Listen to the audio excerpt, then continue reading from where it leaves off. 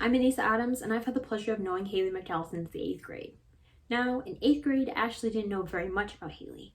I knew that she sat across from me in US history and always laughed at my jokes, even if she was the only one laughing. And I also knew that she always had a book with her.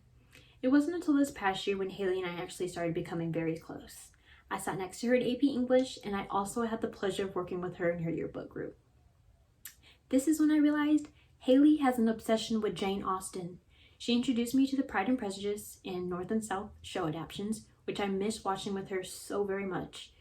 Overall, Haley is a committed, attentive, and honest young woman who has faced very many challenges in her life with grace and tranquility. Today I have the absolute honor of introducing one of my closest friends.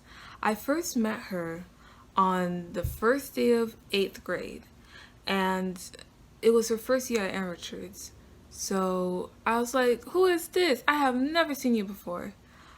Throughout that entire year, I was constantly amazed by her deep intellectual curiosity, how she always had a book in hand, and her affinity for 19th century romantic novels, which went over my 13-year-old head.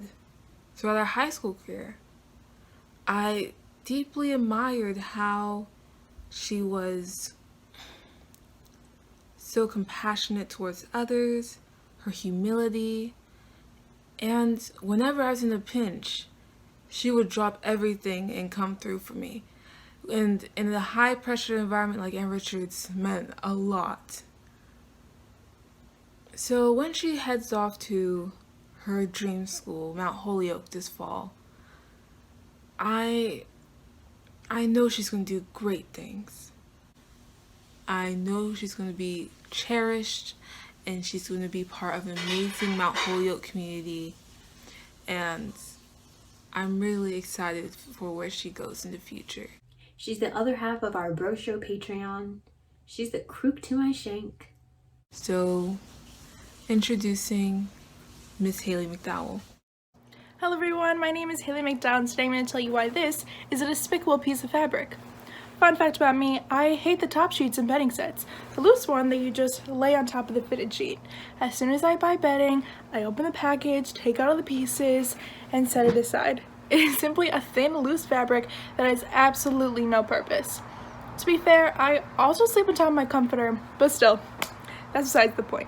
Now, to simply get rid of the sheet would be a giant waste, so I try to make use of it. Sometimes I'll dress up like a ghost, or I'll cut into rags, but no matter what, I always make sure it becomes something.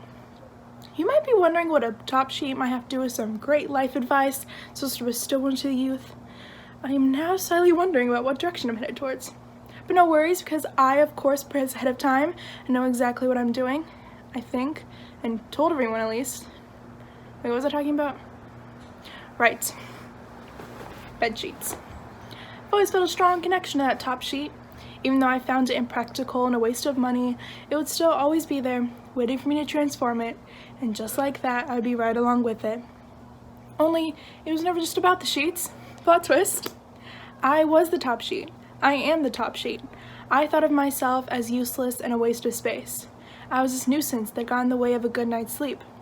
Every time I withdrew that sheet and did away with it, my idea of myself was only cemented, confirmed by my own actions there are disappointing objects in this world that can be refurbished. I am now realizing this slightly sounds crazy. Look at this girl, she's comparing herself to inanimate objects.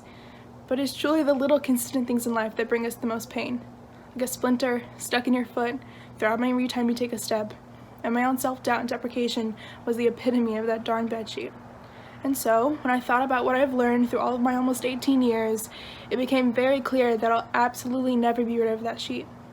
No matter how hard I wish for it to go away, no matter how many times I turn into something else, it'll sway, rocking side to side as the wind in my own pounding head moves it, staying within my reach and sight.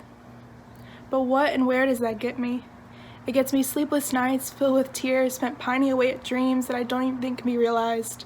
It gets me an overworked child, hoping that spending one more hour at a job she hates will earn her the respect of others. It gets me a notes app filled with epic one-liners, but also tragic memoirs to help deal with the trauma. But most of all it gets me is my own self-pity and a lack of dreams fulfilled. And therefore, it gets me nowhere. So instead of wallowing in all the memories of the past and pushing aside the emotional impact of others, I took that bedsheet and turned it into something new. Because even though the thought of seeing that fabric through a rear view for the rest of my life could almost make me go crazy, and maybe I'll break out into song and dance just to deal, I know that I have the power to change. I am capable of creating my own destiny, not restricted by something floating around me. I can reach out, grab on, and turn into a teapot cozy if I desire to do so. There is no controlling force that restricts me from making my own choices. Nothing determined by my own negative thoughts or what others think, because in the end, we will have to live with the lives we create for ourselves. While I feel with new friends, new opportunities, and a new mindset to guide myself forward. And that's all it really is. You and I are only restricted by what we think we are. Sure, there are things like laws keeping you from immoral acts, but anything else is free reign. Go hop on a plane once vaccines are widely distributed, and you won't go broke in doing so. Or maybe decide that you'll do so and save up for it in order to accomplish that small dream. Everything in life is possible as long as you dream hard enough and think positive enough. And as for me, I can finally see my dreams fulfilled. Thank you.